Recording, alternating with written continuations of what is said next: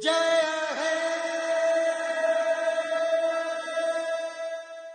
Ma'am, आप कैसे हैं?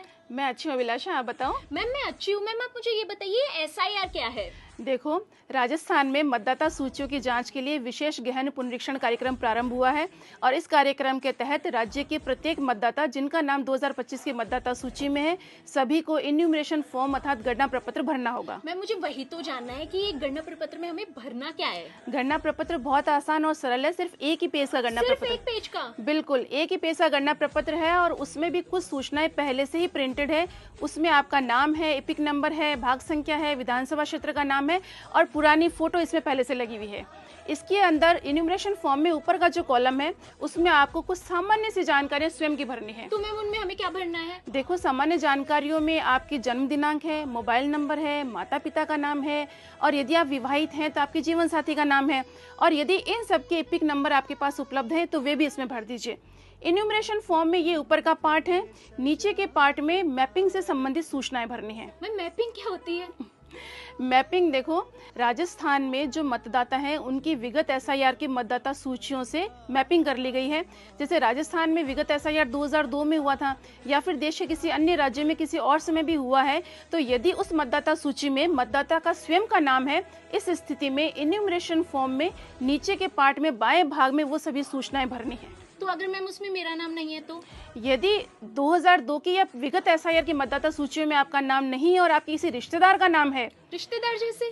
रिश्तेदार जैसे आपके माता पिता, दादा दादी या नाना नानी हो सकते हैं, तो इनकी वो सभी सूचनाएं इसके दाएं कॉलम में भरनी है ताकि आपका उनसे लिंक हो सके। तो मैम मैपिंग से फायदा क्या होगा? मैपिंग से ही फायदा ये है कि राजस्थान में एसआईआर की प्रक्रिया आसानी से पूरी होगी। वो इस प्रकार कि निर्वाचन विभाग ने पहले से ही राज्य के 70% से अधिक मतदाताओं की मैपिंग विगत एसआईआर की मतदाता सूचियों से कर ली है। इसीलिए इन सभी मतदाताओं को एसआईआर की पूरी प्रक्रिया के दौरान किसी भी प्रकार का कोई भी दस्तावेज नहीं देना होगा। वाह मैम, ये तो अच्छा है। तो हम अभी भी मैपिंग करवा सकते हैं? बिल्कुल, आपके घर जब बीएलओ आएंगे 4 नवंबर से 4 दिसंबर के बीच में गणना प्रपत्र भरवाने, तो उनकी मदद से या फिर आप स्वयं भी ईसीआई की वेबसाइट पर, जिसका लिंक सीओ राजस्थान की वेबसाइट पर भी है, उस पर सभी राज्यों की मतदाता सूचियां अपलोड कर दी गई हैं। आप वहां से भी देख सकते हैं कि विगत एसआईआर में आपका नाम किस सूची में है। तो मैम मेरे पापा आज से 10 साल पहले राजस्थान आए थे, तो क्या उनकी मैपिंग हो सकती है? बिल्कुल, वही वेबसाइट पर जाइए, वहाँ पर सभी सूचियां अपलोड की गई है, वहाँ से देखिए और मैपिंग करवाइए। अरे वाह मैम, ये तो अच्छा है, मैं समझ गई हूँ। अब आप मुझे ये बताइए कि गणना प्रपत्र में डॉक्यूमेंट्स क्या देने हैं? गणना प्रपत्र में जब पहला चरण शुरू हुआ है इन्यूमरेशन फॉर्म भरने का, जब बीएलओ आपके घर आएंगे और अधिकतम बीएलओ आपके घर 3 बार आएंगे 4 नवंबर से 4 दिसंबर के बीच में, इस चरण में राजस्थान के किसी भी मतदाता को कोई भी डॉक्यूमेंट नहीं देना होगा। वाह मैम, ये बहुत अच्छा है। तो मैम अगर मुझे अपने बीएलओ से कनेक्ट करना है तो मैं कैसे करूँ?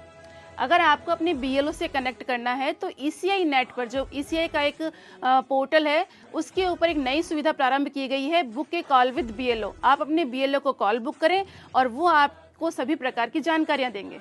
वाह मैम, ये प्रोसेस तो बहुत आसान है, मैं तो आसानी से अपना गणना प्रपत्र भर दूंगी। बिल्कुल, 4 नवंबर से 4 दिसंबर के बीच में राज्य के सभी मतदाता जब बीएलओ आपके घर आएंगे तो अपना गणना प्रपत्र भरकर अपने बीएलओ को दें और जागरूक नागरिक होने की जिम्मेदारी निभाएं। धन्यवाद।